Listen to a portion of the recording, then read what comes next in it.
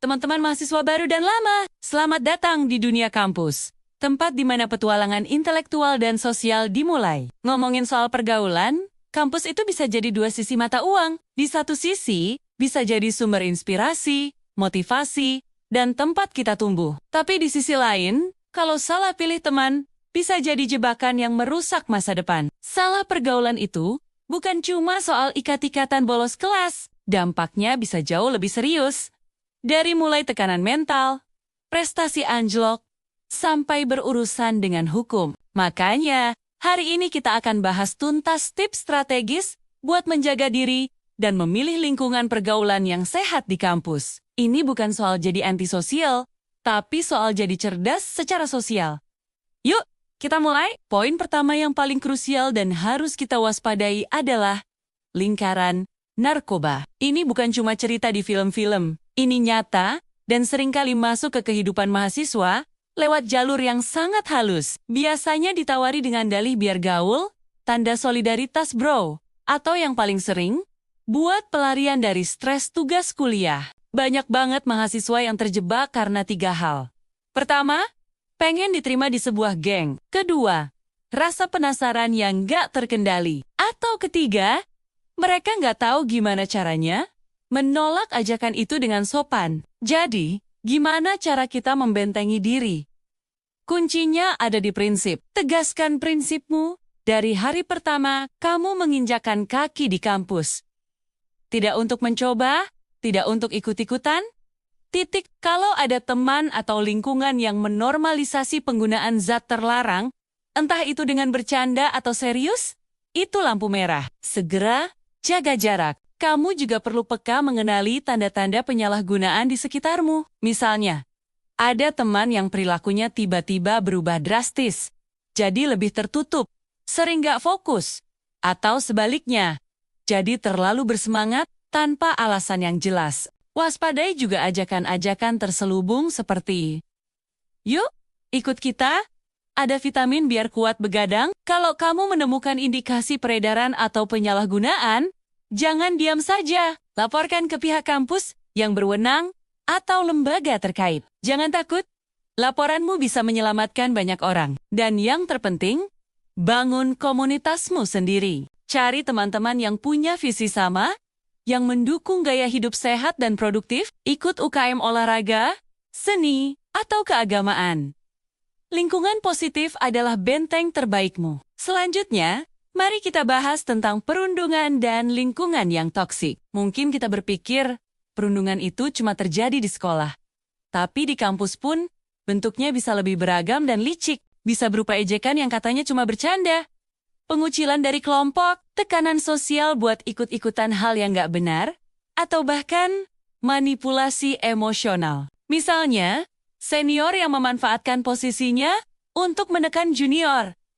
Lingkungan seperti ini sangat berbahaya. Perlahan tapi pasti, dia bisa merusak rasa percaya dirimu dan menguras kesehatan mentalmu sampai habis. Kamu jadi ragu sama kemampuan diri sendiri, cemas berlebihan, dan kehilangan semangat buat kuliah. Lalu, apa yang bisa kita lakukan? Pertama dan utama, jangan pernah jadi pelaku. Jangan ikut-ikutan membuli, sekalipun dibungkus dengan alasan cuma bercanda. Candaan yang merendahkan orang lain itu bukan candaan.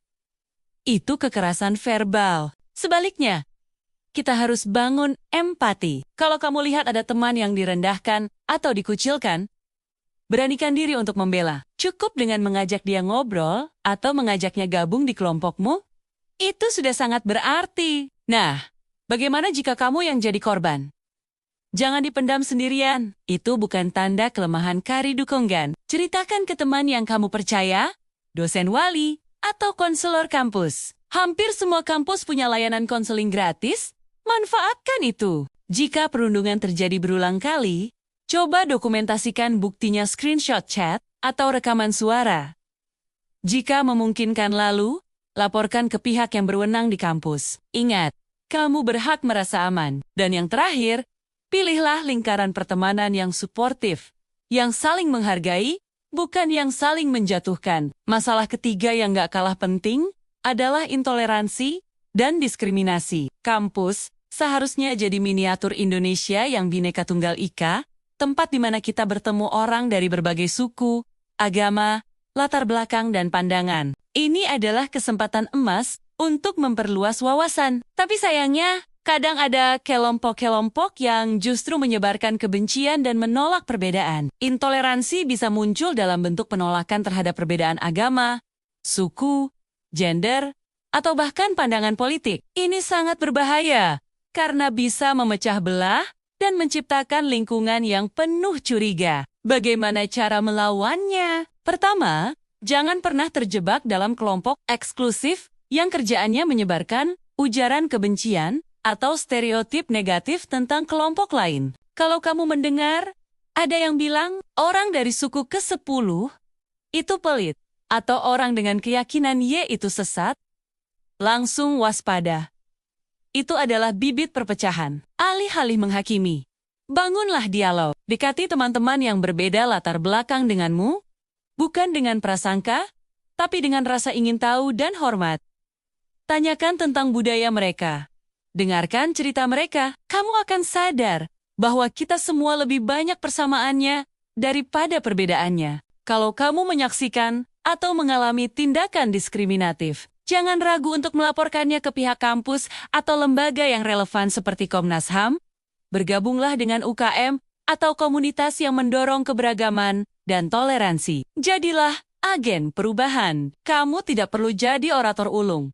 Cukup dengan menjadi pribadi yang edukatif, terbuka, dan berani menyuarakan nilai-nilai kemanusiaan dalam obrolan sehari-hari. Kampus adalah tempat kita belajar menjadi manusia, bukan tempat menyebar kebencian. Oke, kita sudah bahas apa saja yang harus dihindari. Sekarang, pertanyaannya adalah, bagaimana cara mengenali ciri-ciri pergaulan yang sehat? Karena pergaulan yang baik itu bukan cuma soal seru-seruan dan nongkrong bareng. Pergaulan yang sehat adalah yang bisa membangun karakter dan juga mendorong prestasimu. Ada beberapa ciri utamanya. Pertama, di dalam lingkaran itu, ada rasa saling menghargai dan mendukung. Temanmu nggak akan menertawakan impianmu, sebesar atau sekecil apapun itu. Mereka justru akan bilang, wah, keren, gimana caranya? Biar kita bisa bantu. Kedua, pergaulan sehat itu tidak memaksa atau mengontrol. Teman sejati akan menghargai keputusanmu. Bahkan, ketika kamu menolak ajakan mereka nggak akan bilang, ah, nggak asik loh, atau nggak solid loh, cuma karena kamu memilih untuk belajar, daripada ikut nongkrong sampai larut malam. Ketiga, lingkungan yang positif selalu mendorong pertumbuhan pribadi dan akademik. Mereka adalah tipe teman yang akan ngajak, ada seminar bagus nih, ikut yuk. Atau tugas ini susah, kita kerjain bareng-bareng aja gimana? Bukan yang ngajak buat titip absen. Keempat, mereka terbuka terhadap perbedaan. Kamu bisa menjadi dirimu sendiri tanpa takut dihakimi. Dan yang terakhir, tentu saja, bebas dari tekanan negatif atau manipulasi. Kamu merasa aman, nyaman, dan bisa percaya sepenuhnya pada mereka. Kalau kamu sudah menemukan lingkungan seperti ini, jaga baik-baik. Mereka adalah aset berhargamu selama di kampus. Dan bahkan, setelahnya, poin terakhir ini adalah fondasi dari semuanya. Bangun batasan yang jelas dan latih keberanianmu. Ini mungkin terdengar simpel, tapi praktiknya butuh latihan. Kamu harus sadar bahwa tidak semua ajakan harus kamu ikuti. Tidak semua senior harus kamu turuti perintahnya di luar konteks akademik atau organisasi yang benar. Dan yang paling penting, tidak semua candaan yang merendahkan harus kamu tertawakan hanya untuk menyenangkan orang lain. Kemampuan untuk berkata tidak adalah salah satu skill bertahan hidup terpenting di kampus dan di dunia kerja nanti. Bagaimana cara melatihnya? Mulailah dengan mengenali nilai dan prinsip pribadimu. Apa yang penting buatmu? Apa batasanmu? Tulis. Kalau perlu, misalnya, prinsipku adalah tidak akan menyentuh rokok. Atau, batasanku adalah pulang sebelum jam 10 malam di hari biasa. Ketika kamu punya pegangan yang jelas, akan lebih mudah untuk berkata tidak. Latihlah cara berkata tidak dengan tegas tapi tetap sopan. Kamu nggak perlu marah-marah, cukup katakan, makasih tawarannya, tapi kayaknya aku nggak bisa ikut.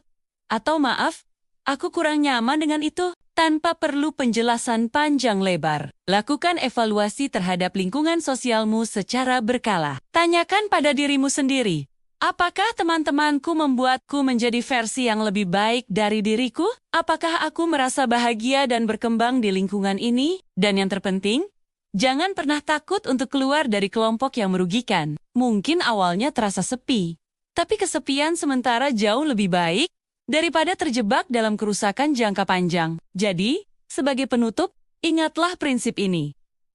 Berteman itu boleh, bahkan wajib, tapi tunduk pada tekanan negatif.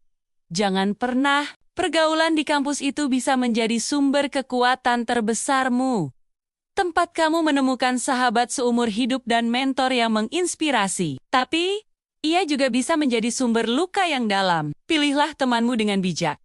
Bangunlah hubungan pertemananmu dengan kesadaran penuh. Dan jangan pernah ragu untuk melindungi dirimu sendiri serta orang lain dari lingkungan yang merusak. Karaktermu jauh lebih berharga daripada sekadar popularitas sesaat. Terima kasih banyak sudah nonton sampai akhir. Semoga apa yang kita bahas hari ini bisa bermanfaat buat kalian semua dalam menjalani kehidupan kampus yang luar biasa. Kalau kamu punya pengalaman atau tips lain seputar pergaulan di kampus, jangan ragu buat share di kolom komentar ya.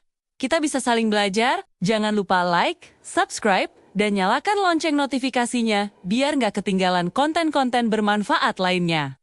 Sampai jumpa di video berikutnya. Tetap semangat dan jadilah mahasiswa yang cerdas secara akademik dan sosial.